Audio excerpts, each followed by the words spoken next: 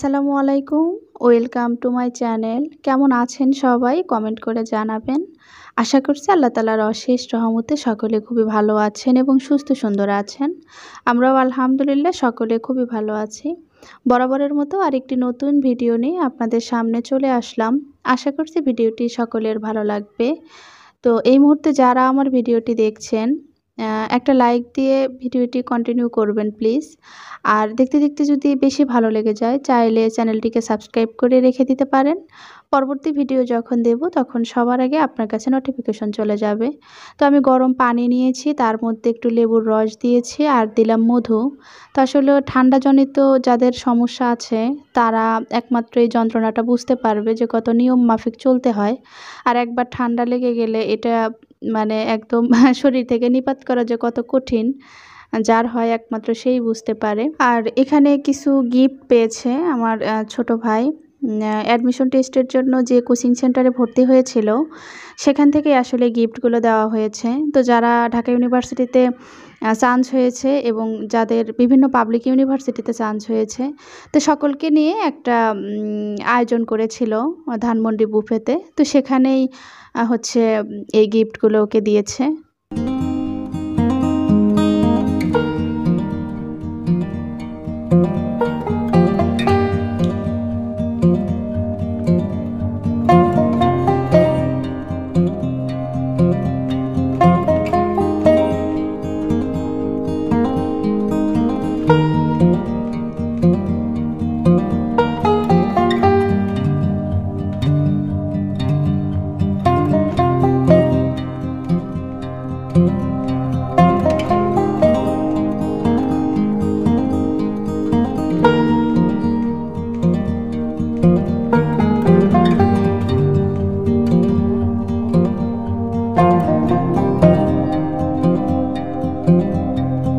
মাসের শুরুতেই হচ্ছে এখানে কিছু বাজার করেছি।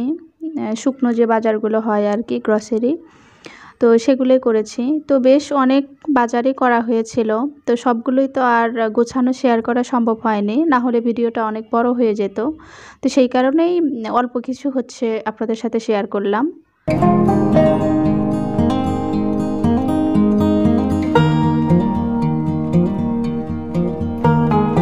বেকিং সোডাটা একটু আসলে বেশিই লাগে। দেখা যায় যে খাবারের জন্যও লাগে, আবার বিভিন্ন হচ্ছে জিনিসপত্র একটু পরিষ্কার করার জন্য, ক্লিন করার জন্যও প্রয়োজন হয়। আর এই তো ভ্যানিলা এসেন্স শেষ হয়ে গেছিলো, সেটাই নিয়েছি। আর এই টুকিটাকি যে জিনিসপত্রগুলো, তো সবগুলো আর শেয়ার করা সম্ভব হয়নি, জাস্ট একটু একটু করে শেয়ার করেছি আপনাদের সাথে। আর এখানে হচ্ছে 2 কেজি বসুন্ধরা ময়দা নিয়েছি। তবে ময়দার প্যাকেটটা আর খুললাম না, কিছু ময়দা ঘরে আছে, সেই কারণে জাস্ট বক্সে তুলে রেখে দিচ্ছি। এখানে হচ্ছে কাঁচামরিচ নিয়েছি, রাঁধুনি আর সরিষা আর অল্প কিছু জিরা। তো এই সবগুলো মিলে সুন্দর করে বেটে নেব।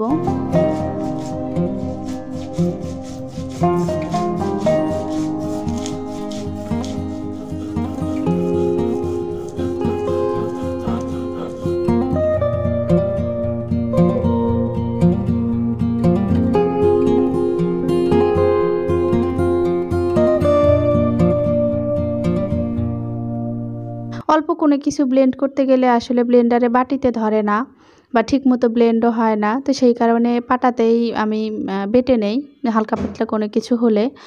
আর এমনি বড় ধরনের কোনো কিছু হলে আদা রসুন পেস্ট করা অথবা জিরা মশলা গুঁড়ো করা, ওগুলোতে তো ব্লেন্ডারেই করে নেই।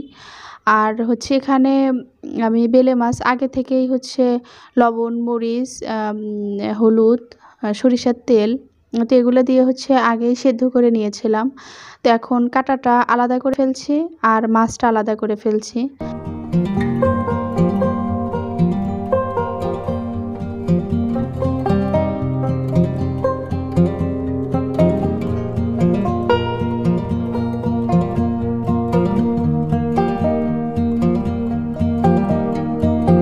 কখনোই হচ্ছে মাছের কাঁটা এই ধরনের কোনো কিছু ফেলে দেয় না। তো আমাদের বাসার নিচে বেশ কয়েকটা বিড়াল আছে, তো ওদেরকে দিলে ওরা সুন্দর করে খেয়ে নেয়। আর ঢাকা শহরে বিড়ালদের তো অনেক কষ্ট। কুকুরদের খাবার দাবার দিলেও কিন্তু বিড়ালরা তো সাধারণত রাস্তাঘাটে বের হয় না।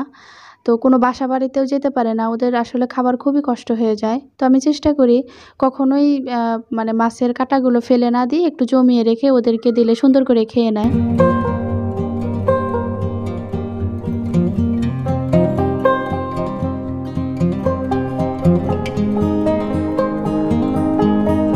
তো আমার মাছটা হচ্ছে ভাজা একদম কমপ্লিট হয়ে গিয়েছে।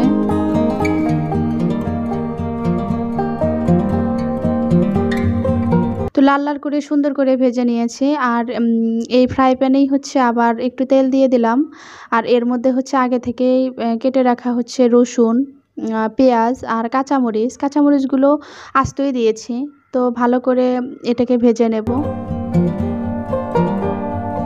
ওই রান্নাটা করতে গিয়ে ওইদিন অনেক ভোগান্তি পোহাতে হয়েছে আমাকে। তো এই মুহূর্তে তো যারা ঢাকা শহরে আছেন প্রত্যেকেই জানেন যে গ্যাসের কি সংকট। সারাদিনেও গ্যাস থাকে না, সারা রাতেও গ্যাস থাকে না। তো আমার শেষ পর্যন্ত ইলেকট্রিক চুলা বের করতে হয়েছিল। তো চুলা বের করে একটুখানি কাজ না করতেই আবার দেখি কারেন্ট চলে গেল।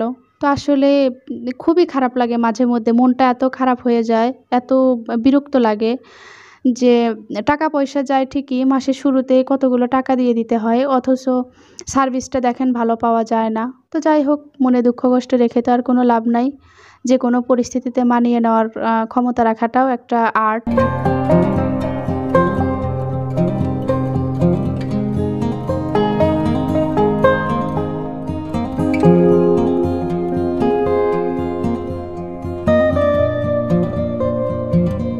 তো আমি হচ্ছে এখানে ওই যে বেলে মাছটা ভর্তা করে নিলাম।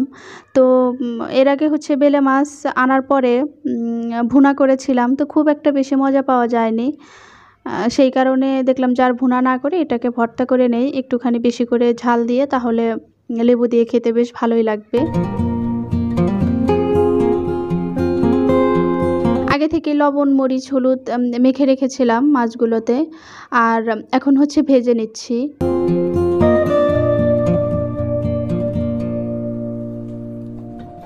তো মাছগুলো আমার ভাজা হয়ে গেছে। তো জাস্ট এটাকে ফ্রাই প্যান ধরেই রেখে দেব। আর চুলায় হচ্ছে আবার কড়াই দিয়ে দিলাম। আর সেখানে হচ্ছে দিয়ে দিলাম তেল। তো আমি আজকে একটু ভিন্ন রকমভাবে চেষ্টা করব কাতলা মাছটা রান্না করার জন্য। তো এখানে জিরা ফোড়ন দিলাম, সাথে দিলাম হলুদের গুঁড়ো। এবার আগে থেকে কেটে রাখা মুখি আর আলু দিয়ে দিলাম। তো আমার মুখিটা খুব ভালো লাগে, তরকারি হিসাবে আমার খুব ভালো লাগে মুখি, ঢেঁড়স, কিন্তু অ্যালার্জির কারণে খাওয়া যায় না।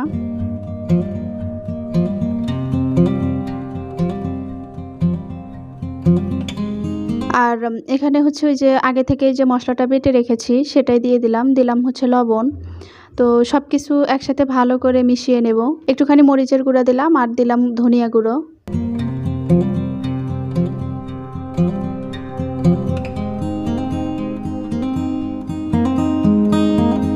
এবার পানি দিয়ে দিলাম।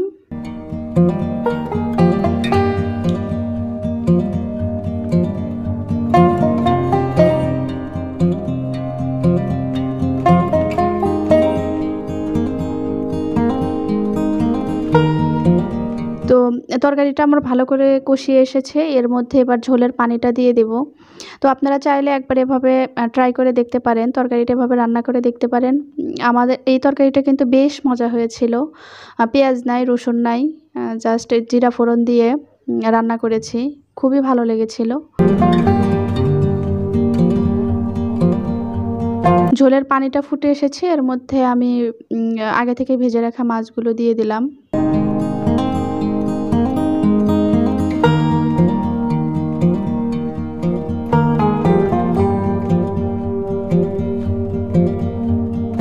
যেহেতু মুখি আলুর তরকারি, ঝোলটা খুব একটা বেশি শুকাবো না, রেখে দিলে এমনিতেই টেনে যাবে। তো এই তো আমার তরকারিটা রান্না হয়ে গেছে। তো বন্ধুরা, আজকের ভিডিওটি কেমন লাগলো কমেন্ট করে জানাবেন।